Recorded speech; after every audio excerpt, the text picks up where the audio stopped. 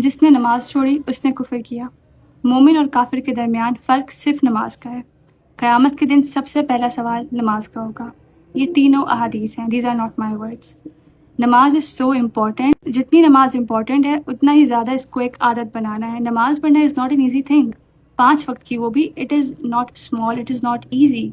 आपको 5 वक्त दिन में टाइम निकाल कर नमाज पढ़नी होती है, ये एक तकलीफ का काम है। This is not an easy thing, सही है। And the best way to get started with this, I have said this before and I will say this again, is to start small. Start with just फ़र्ज़। आप अपने फ़राइज़ अदा करना शुरू कर दें दिन में 5 वक्त।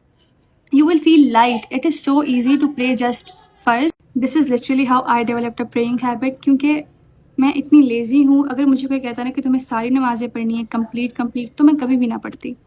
This is a great way to get that momentum, to become used to it and to get that flow. Please just start small and never miss any prayer again.